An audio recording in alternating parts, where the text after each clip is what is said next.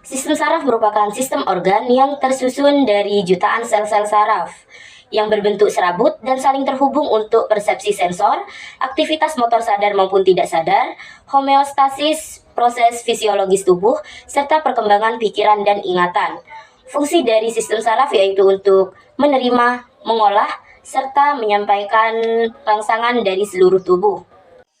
Nah, di sini saya akan menjelaskan tentang salah satu dari gangguan kelainan sistem saraf ini, yaitu kesemutan. Kesemutan merupakan gangguan pada sistem saraf sensorik yang dapat disebabkan oleh gangguan metabolisme, tertutupnya aliran darah, atau kekurangan vitamin neurotropik B1, B6, dan B12.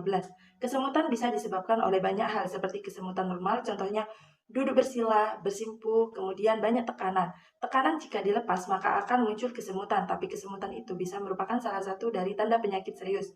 Jadi, kesemutan bisa disebabkan karena penyakit, misalkan penyakit saraf seperti neuropati. Neuropati itu kabel sarafnya, saya umpamakan kabelnya lecet. Lecet ini bisa terjadi karena kekurangan vitamin, tapi bisa juga lecet ini disebabkan penyakit lain. Kesemutan yang terjadi karena penyakit mendasari gejalanya itu biasanya berulang tanpa pencetus. Maksudnya dia tidak bersila, tidak bersimpu, tidak ada penekanan, tapi dia muncul spontan. Munculnya ini makin lama makin berat dan terus menerus. Kesemutan muncul tiba-tiba dipastikan ini adalah gangguan pembuluh darah di otak atau stroke. Sedangkan kesemutan semakin lama semakin terasa sering terjadi adalah pembesaran tumor, seperti pada video di samping. Merupakan kesemutan biasa, di mana disebabkan duduk bersila yang terlalu lama. Cara mencegah kesemutan yaitu mengurangi aktivitas yang cukup lama dengan posisi yang sama. Ada juga cara untuk menghilangkan kesemutan, yaitu dengan cara yang pertama mengubah posisi tubuh, yang kedua banyak bergerak, ketiga terapi fisik, keempat angkat dan menggoyangkan kaki atau tangan yang kesemutan. Dipijat bisa juga menggunakan obat-obatan dan lain-lain.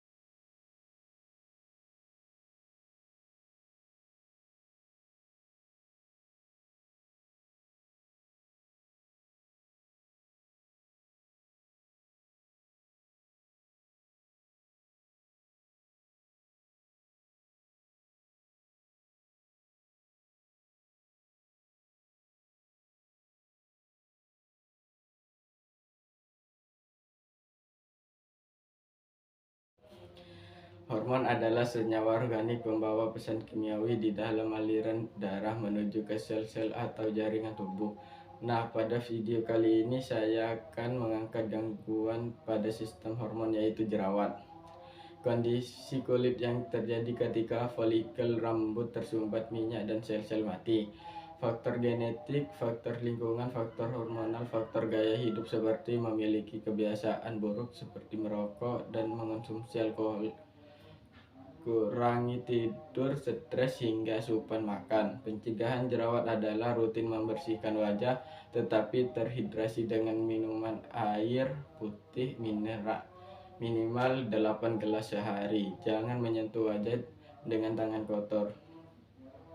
Kurangi paparan sinar matahari.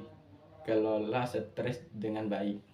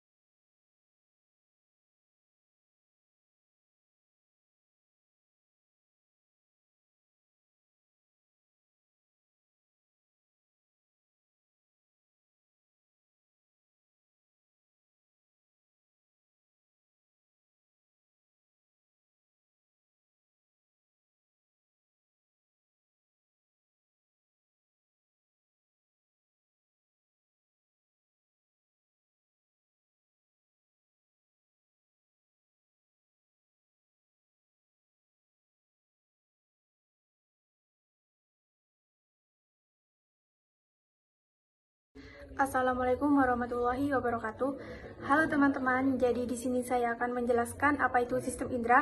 Jadi sistem indera merupakan organ tubuh manusia yang mampu menerima rangsangan dari luar dan mengolahnya di otak sebelum diterjemahkan menjadi sebuah kerja.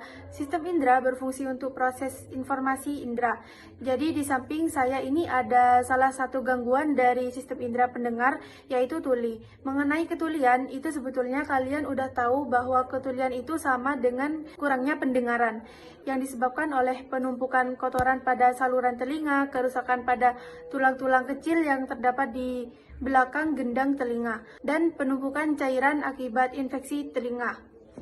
Jadi cara mengatasi tuli yaitu membersihkan kotoran telinga, pengobatan infeksi telinga, pemasangan alat bantu dengar, pemasangan implan koklea, dan cara mencegah gangguan pendengaran yaitu hindari mendengarkan televisi, radio, atau musik volume terlalu keras.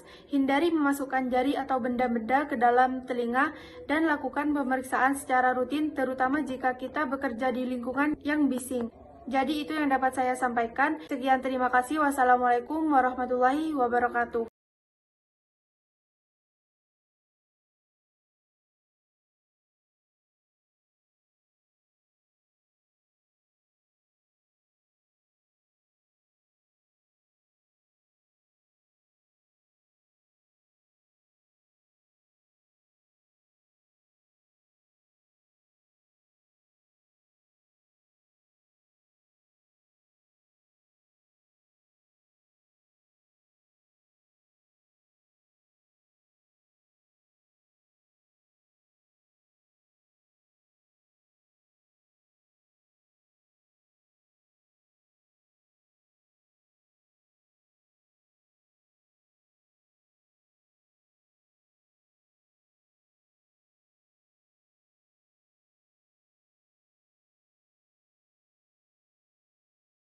Nafza adalah singkatan dari narkotika, psikotropika, dan zat adiktif. Nafza merupakan zat-zat yang jika dikonsumsi akan memengaruhi sistem saraf pusat sehingga dapat mengubah perasaan dan cara berpikir orang yang menggunakannya. Kecanduan narkoba memberikan dampak pada otak dari berbagai tingkatan. Saat digunakan, zat beracun dan berbahaya dari narkoba akan masuk ke aliran otak melalui aliran darah. Begitu bahan kimia memasuki otak, hal tersebut dapat menyebabkan seseorang kehilangan kendali atas impuls, seperti video yang di samping. Zat kimia yang berinteraksi dengan sistem limbik di otak untuk melepaskan emosi, perasaan senang dan bahagia yang memengaruhi tubuh dan pikiran seseorang. Hal tersebut menciptakan siklus penggunaan narkoba yang intensif sehingga akhirnya berujung pada kecanduan. Cara mencegah penyalahgunaan narkoba: pertama, jangan pernah untuk mencoba-coba menggunakan narkotika kecuali atas dasar pertimbangan medis atau dokter. Yang kedua, mengetahui akan berbagai macam dampak buruk narkoba. Yang ketiga, memilih pergaulan yang baik dan menjauhi pergaulan yang bisa mengantarkan kita pada penyalahgunaan narkotika.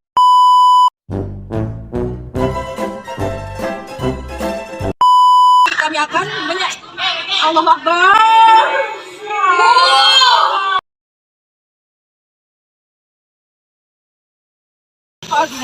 Koordinasi. Selamat menyambutnya.